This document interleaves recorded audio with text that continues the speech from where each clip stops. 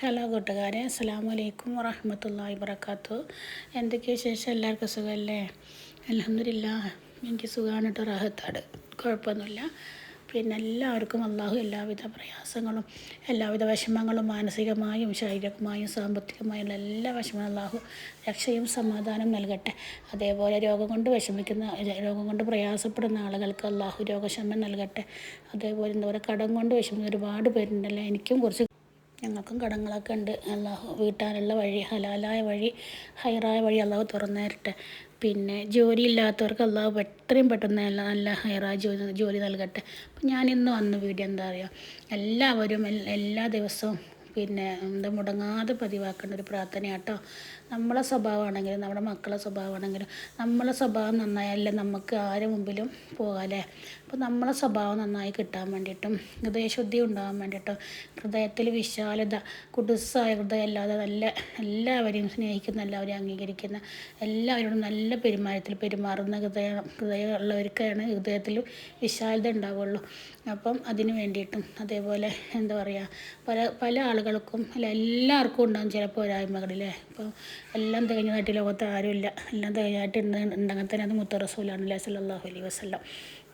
അപ്പം എല്ലാ മനുഷ്യരുടെ ജീവിതത്തിൽ ചെറുതും വലുതുമായ ഒരുപാട് സ്വഭാവ ദൂഷ്യങ്ങളുണ്ടാകും. അപ്പോൾ നമ്മൾ ഹൃദയശുദ്ധി ഉണ്ടാകാൻ വേണ്ടിയിട്ട് നമ്മളെ സ്വഭാവം, ചില ആളുകളുടെ സ്വഭാവം കാരണം നമുക്കില്ല, വീട്ടിലായാലും പരസ്പരം കുടുംബമായിട്ട് ജീവിക്കുന്ന വീട്ടിൽ പരസ്പരം നല്ല സ്വഭാവമുള്ള ആൾക്കാർ ഒരാളുണ്ടായാൽ, നല്ല സ്വഭാവം ഇല്ലാത്ത ആളുകൾ ഒരാളുണ്ടായാൽ മതി, ആ വീട്ടിൽ താളം തെറ്റൂലേ. അതേപോലെ ഭാര്യ ഭർത്താക്കന്മാരുടെ മാതാപിതാക്കളുടെ ഇടയിലായാലും മക്കളുടെ ഇടയിലായാലും കുടുംബങ്ങളുടെ ഇടയിലായാലും സ്വഭാവശുദ്ധി എന്തെങ്കിലും ചെറിയൊരു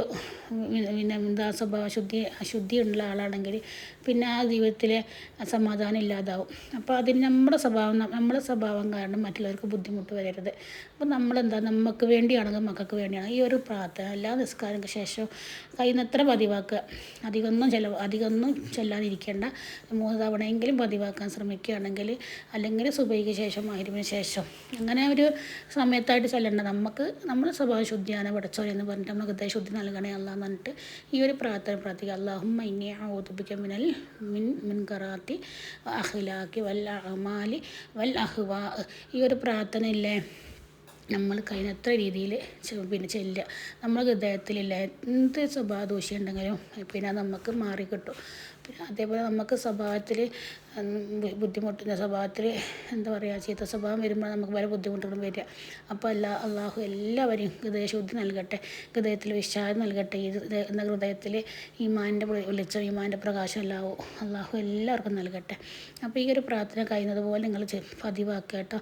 അതേപോലെ തന്നെ 5 വക്ത് നിസ്കാരത്തിന് ശേഷം കഴിയുന്ന ദിക്റുകളൊക്കെ ചൊല്ലിയതിന് ശേഷം ഒരു എല്ലാ നിസ്കാരത്തിന് ശേഷം ഒരു 3 തവണയെങ്കിലും ചെല്ലാൻ പറ്റുകയാണെങ്കിൽ നല്ലതാണ്.